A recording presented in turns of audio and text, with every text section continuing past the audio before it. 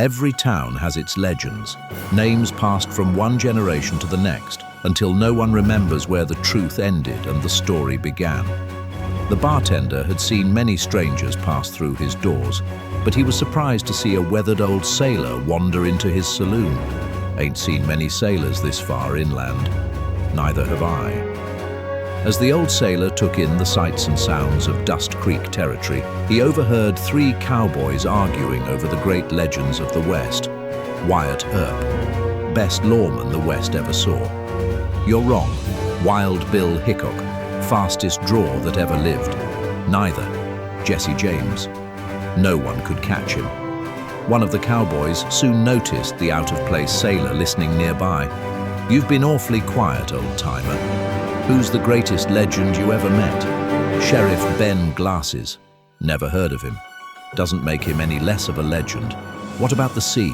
You ever sail with Blackbeard or Calico Jack, Anne Bonny? Blackbeard, dangerous. Calico Jack, bold. Anne Bonny, fearless. Great legends, every one of them. But there was one name the sea remembered differently: Bloodtail. Bloodtail marked the beginning of an age unlike any the sea had ever known. So listen closely, and I'll tell you how the sea came to fear. The hunter. For generations, the Caribbean belonged to those bold enough to take it.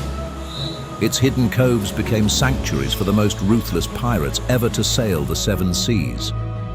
Merchant captains prayed never to see black sails on the horizon, because by the time they did, it was already too late. The black flag rose above the lead ship. Every man aboard knew they now faced certain doom. The first broadside shattered the merchant ship's hulls. Cannonballs ripped through timber, and the sea itself swallowed the dying. Then, through the smoke, came three white sails. The Royal Navy had arrived. The pirate captain lowered his spyglass. His face turned pale as he spoke a single name. Crow. Captain Nathaniel Jorge Crow stood alone at the bow of his flagship. Watching the battle, he gave only one command: fire. Smoke swallowed the pirate ship as splintered timber and flames erupted across the sea.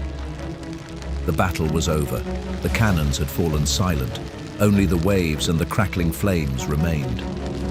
Then, something broke the silence and stopped Crow in his tracks. A faint meow. Crow followed the sound through the wreckage. Beneath the shattered timbers, he found a tiny orange kitten. The kitten's gaze never wavered as he moved to lift him. It simply held Crow's gaze. The battle had taken countless lives, but from its ashes, the age of Bloodtail had begun. Crow brought the kitten aboard HMS Judgment. He had seen something in the kitten, something no one else had noticed. The kitten awoke inside the captain's cabin. His tail was bandaged. The battle was over, but its mark remained.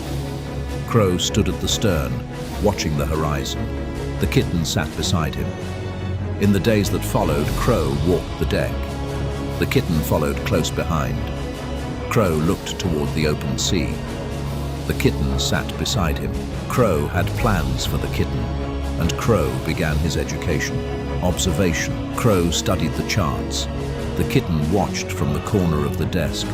Patience. Crow stood motionless at the bow, watching the horizon through his spyglass. The kitten remained beside him.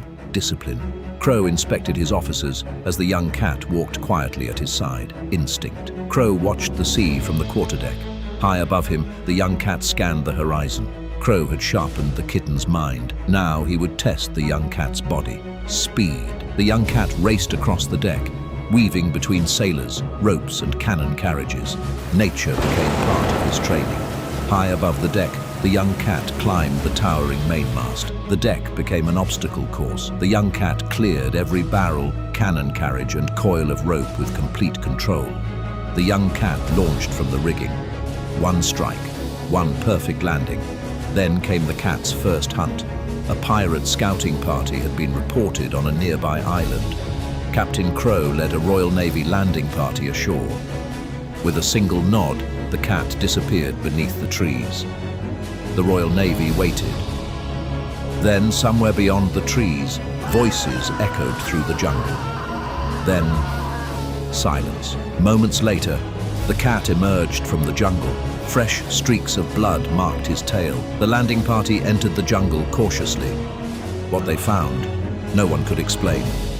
The cat sat alone near the bow, watching the horizon, just as Crow had taught him. Captain Crow walked to the bow, then Crow spoke.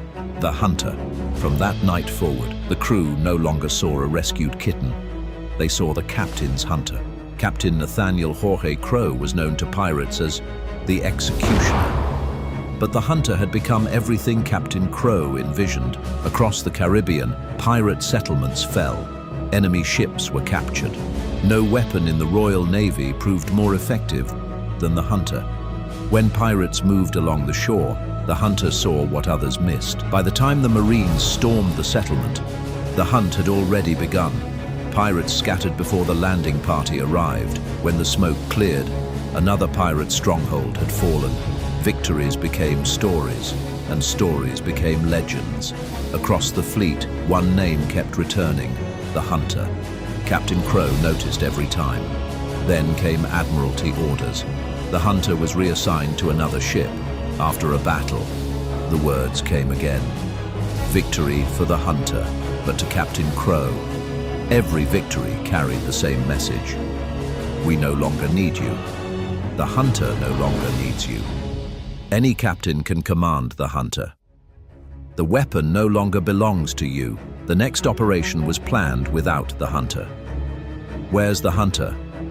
The hunter won't be joining us. When the Marines prepared to land, Crow pointed toward the crow's nest. The hunter obeyed without hesitation. While the Marines fought below, the hunter faithfully stood his watch. For the first time, victory came at a cost. Something had changed. The calm discipline that had defined Captain Nathaniel Jorge Crow was gone. Crow remembered when the hunter had been nothing more than a wounded kitten. He had forged him into the greatest weapon the Navy had ever known, but memories have a way of changing. As the past faded, Crow could no longer see the kitten. He saw only the hunter. That night, the hunter slept peacefully after another day of faithful service. Captain Crow stood over him in silence, with cold determination. Crow knew what had to be done. Crow had made his decision, but one question remained. How do you outthink instinct? The man Crow had summoned was no ordinary pirate. Once, Captain Johnny Fisher had been Crow's greatest protégé, but Johnny refused to become another man's weapon. When Fisher left, Crow's daughter, Isabella, left with him. Crow lost them both. Years had passed, but the wounds remained. Neither man offered forgiveness, neither expected it. Crow placed a document into Fisher's hand. Fisher read it in silence. Then Crow spoke quietly. The hunter has outlived his purpose. Later, aboard HMS Judgment, a pirate ship appeared on the horizon. Crow ordered the attack. Cannons thundered across the sea. As the two ships drew alongside one another, grappling hooks caught the rails, but the hunt was already underway. With silent purpose, he moved across the deck. Inside the captain's cabin stood Captain Miguel Antonio Sanchez. The hunter entered. Suddenly, the cabin door slammed shut behind him. The battle raged across both decks. Amid the smoke and confusion, the pirate ship slipped away. The battle was over, but the hunter was gone. Aboard the Checkmate, a sailor entered Fisher's cabin. Two words broke the silence. It worked. Deep within the hold of the Checkmate, the hunter sat imprisoned. As the Checkmate disappeared into the distance, Captain Sanchez approached the cage left behind. Inside sat the hunter. Sanchez opened the cage. For the first time since Crow had found him as a kitten, there was no lesson, no hunt. Come with me. There's something you need to see. Your captain abandoned you, hunter. He sent you here to die. The hunter found himself living among the very men he had once been trained to hunt. Sanchez gave him food. The pirates gave him space, but no one, gave him orders. At first, the hunter kept his distance. He watched the pirates, studying their movements as carefully as he once studied crows. But slowly, his curiosity led him to the pirate ships. At first, he only watched. Then, one day, he stepped aboard. No one stopped him. No one told him to leave. One evening, Sanchez showed him a place where he could sleep. The hunter climbed onto it and settled in. As Sanchez watched, he noticed a weathered name carved into the bed frame: Bruce, suits you. Before long, Bruce began sailing alongside the men he had once been trained to hunt. In time, Bruce found his own place among their crews. Eventually, Bruce began keeping watch from the crow's nest, until one fateful day. Judgment on the horizon! The sight of HMS Judgment awakened something within Bruce. For a moment, the hunter took over. As Bruce stared across the water, he saw a face from his past, the Fury. Bruce knew him well. Among Crow's crew, there was one man who had earned the hunter's respect. The Fury was that man. As the Devil's Weight closed the distance with HMS Judgment, Bruce leaped onto the deck. But Bruce was no longer the hunter who had left them. Captain Crow saw him. For the first time, the executioner hesitated. The hunter was alive. The Fury looked toward Bruce. "Hunter, run!" The Fury paid with his life. Bruce watched him fall. Then Bruce turned toward Crow. For the first time, Captain Nathaniel Jorge Crow stood face to face with the hunter he created. For years, Crow had forged Bruce into a weapon, every instinct sharpened, every enemy chosen for him. Now Bruce stood before the man who had made him, the hunter. Crow stood face to face with the cat he believed was dead. And for a moment, the executioner could only stare. You survived. Crow had taken a frightened kitten and taught him to move unseen. He had taught him to hunt. And now, the weapon Crow believed he had created had turned against him. You fight alongside them. But as Bruce prepared to strike, Fury's final words echoed in his mind. The hunter faded. Bruce began to leave. Behind him, Crow's voice cut through the silence. The hunter does not retreat. But Bruce had made his choice. With one final leap, he left Crow behind. To Crow, the hunter had always been his weapon. Now, he would destroy him. The hunter would become the hunted. Across the Caribbean, the Royal Navy began searching for the hunter. Once, the hunter had sailed aboard a single ship under a single captain, but Bruce no longer sailed beneath a single flag. The Navy followed every report. Every sighting brought them closer. It was not long before the hunt became a battle, and with every battle, new stories reached the ports. Some spoke of the hunter, others spoke only of what they had seen. A flash of orange and a streak of red. With every telling, the details changed, but the blood remained. What sailors had first seen only in flashes became harder to mistake. I saw its tail, covered in blood. The Navy had gone to sea, hunting the hunter. What they found was the beginning of a legend. Across the Caribbean, reports of the hunter were spreading. The Royal Navy was determined to find him. Dispatches arrived from every corner of the Caribbean. Each one carried another sighting of the hunter. One by one, the reports found their way to Captain Crow.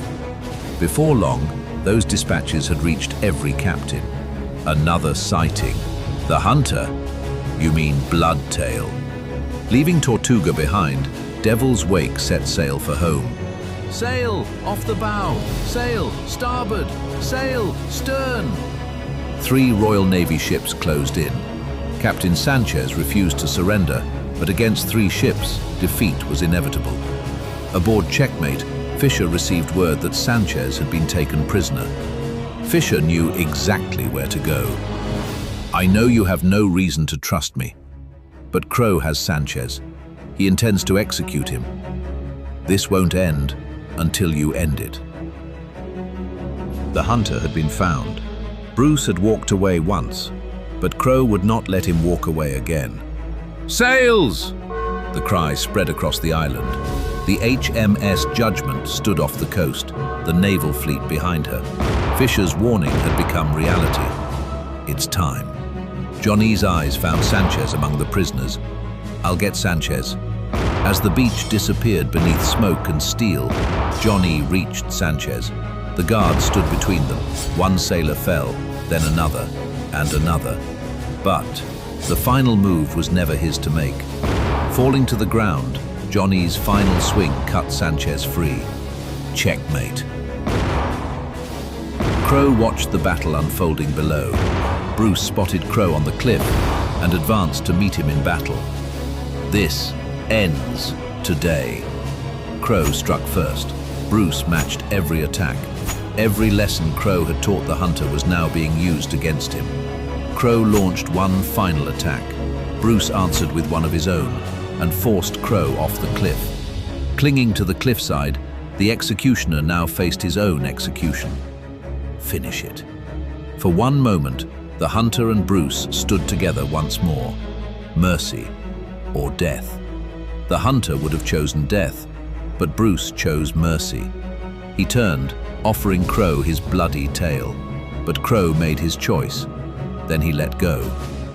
Crow was gone.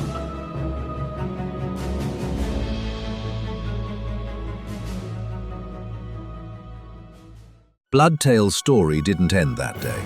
In time, even the greatest captains of the Caribbean would follow him, and history would remember him by another title, the Pirate King. But that is another story. Did you really sail with him? No.